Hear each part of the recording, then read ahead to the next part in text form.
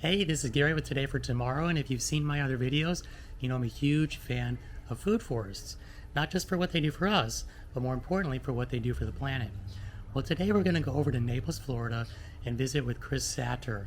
Chris has about 5 acres of property with natural pine forest on it. And what's really important to Chris is that he brings a food forest in there in a way that does not disturb the pine forest and that benefits all the animals that call it home. I think that's super cool. So whether you're into food forests just for food forests, or you want to know what you can do on a property that already has forest on it, either way, I know we're going to learn some things. I'm really excited. Let's go check it out. Hi, my name's Chris. Welcome to Rocky Pine Ranch, my food forest I have growing here. So I'm excited to take you guys on a tour. I'm on 5 acres here in Golden Gate Estates, Naples, Florida, on a natural pine flatwood habitat. We're out here in Florida Panther country, and I'm doing my best to kind of live here sustainably and make my environment, my home, healthy and productive, and not just for me but for all the critters. So I have things like mangoes growing, that's an M4. I have a mafala breadfruit tree with bananas growing around it, and some red beans that I'm getting ready to cut out that I've been growing as nitrogen fixers. Green onion and pineapple. You know, one of my goals is to create corridors between the different fruit trees so the roots can grow and mingle, and healthy mycorrhizae can grow in symbiotic relationships with the different root systems. So it's really important not to keep your fruit trees and your food crops isolated from one another.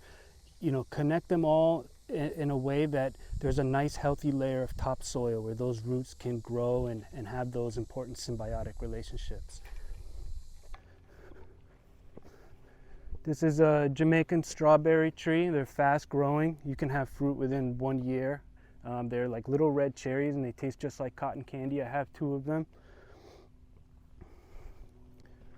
This is my honey gold jackfruit, and I've actually never tried a jackfruit, so if I don't like it, I'll be giving it away, but it's such a beautiful specimen. I can't wait to see it grow big, and it's going to be a huge canopy, provide lots of shade.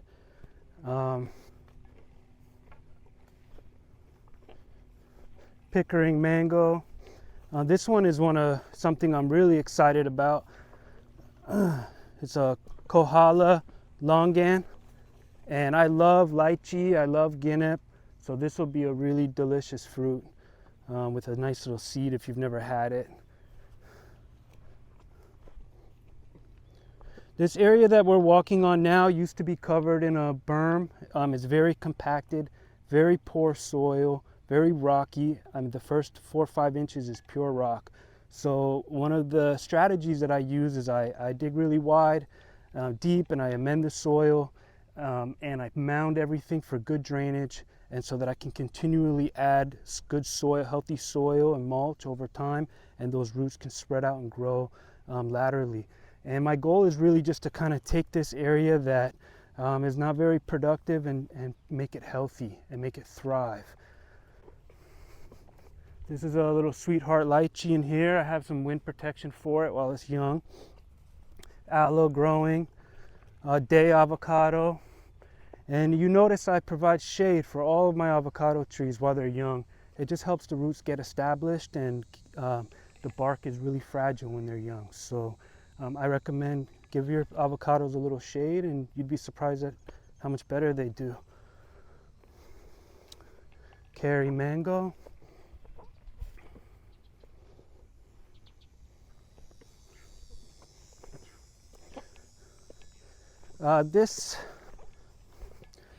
This tree over here is a Broadgone avocado, and I've really been focusing on planting more cold tolerant avocado species, which is why I have the Mexico Le Grande, the Broadgone, which is this one right here, and I'll show you one other one called the Fantastic Avocado that I actually just put in the ground.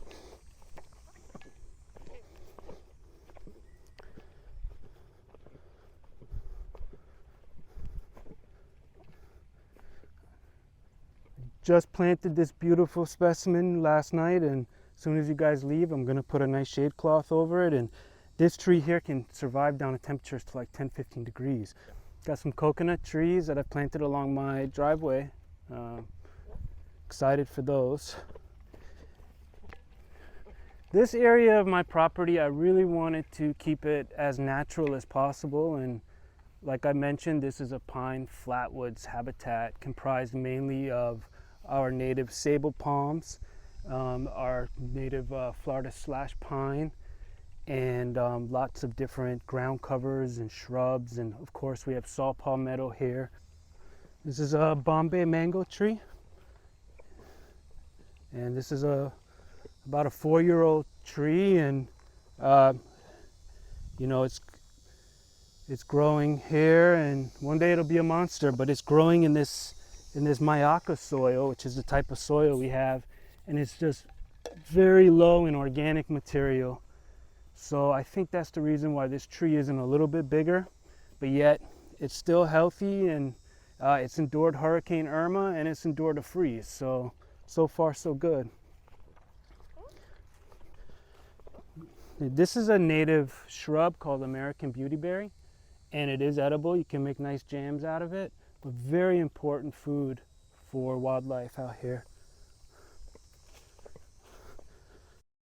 So anything that I eat that doesn't have any type of plastic or glue in it, or I compost. I'm very big on composting, and it's so easy. I don't make it out to be a project. I literally just take my food scraps and I dump it right here in this wheelbarrow, and within a month I have about 5 gallons worth of good dirt that just breaks down. And every time I bring my food to dump in there, I take my machete and I just turn it, and that's all I do. So don't be afraid to compost. It doesn't have to be complicated. Different systems work for different people, and I find that within 3 weeks to a month this becomes really rich, broken down compost, and I love feeding it to my food trees. This is a Lula avocado.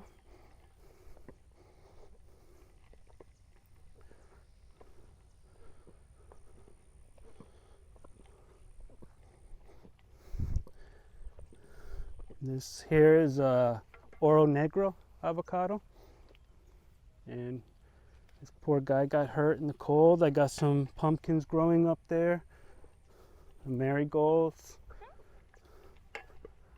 I let a lot of the American beautyberry grow right next to the fruit trees.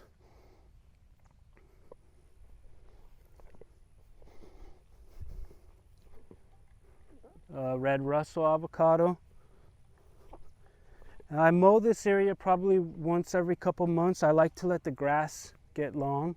It keeps the ground a little bit cooler from the temperatures. And then when you do mow it, it's kind of you know, it's just good composted material that goes down into the ground that can break down, kind of like a natural chop and drop. And you know, and I also like to promote a lot of the natural things that pop up. Like when I don't mow for a month or two at a time, milkweeds come up, tassel flowers, and just different natives that, you know, bring in butterflies and stuff like that. And I do have a lot of, you know, natural flowers still growing everywhere for pollinators and stuff like that. And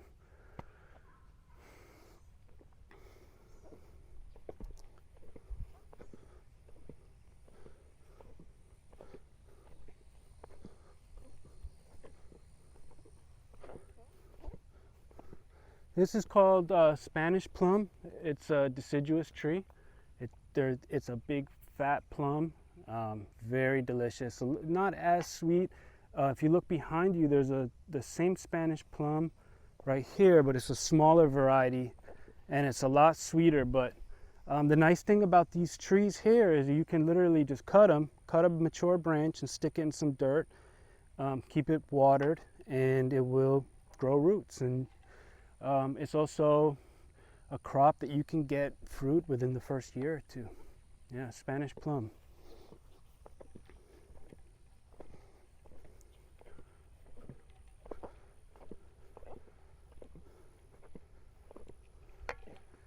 This is a Suriname cherry.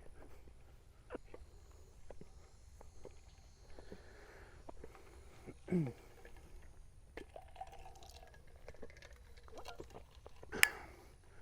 I have a big property here, but you know, whether you're on 5 acres or on a quarter acre or whatever it is, you know, I really encourage everybody to grow a food forest, because not only is it a fun hobby and it's healthy to get outside and do work with your hands and be physical, but you get to take care of these trees and watch them grow, and you can kind of create whatever you want. You can create your own system, your own ecosystem.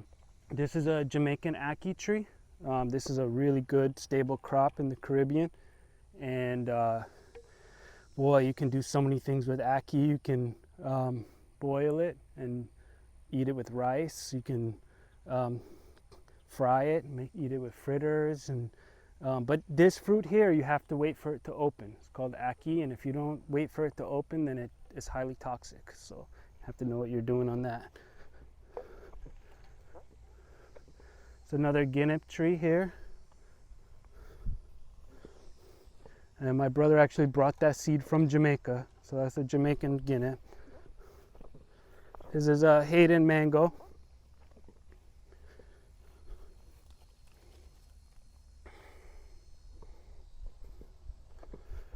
Here's one of my favorite specimens. This is a Alano naseberry tree, also known as sapodilla. So I'm really excited for this. This hopefully will become a monster and provide a lot of good shade canopy here.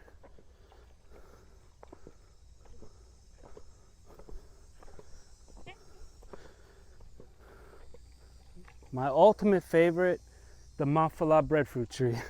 Now this is a very cold intolerant species. Below 60 degrees Fahrenheit, this tree starts to get stressed out. So in Southeast Florida, they grow great. People don't have much of issues, but in Southwest Florida, it becomes a little bit more challenging. This is a type of tree that you should plant in your food forest, because the fruit, a breadfruit, is something that, you know, it's kind of like almost like a ground vegetable or a root vegetable, like a potato or a yam. And you can fry it, you can boil it, you can bake it, you can eat it in soups, you can eat it for breakfast like dumplings. There's just so many different things you can do with it, and it's just a really good food staple in my opinion.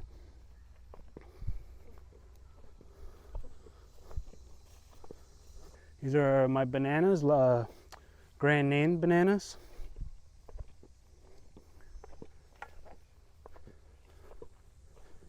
And this is a little young Simmons avocado growing here. And that pretty much comes to the end of my food forest. You know, one thing that I will say is that I'm very fortunate that the land surrounding my property is also forested. So that means I have a lot of wildlife trickling through here, a lot of cottontail rabbits and even marsh rabbits.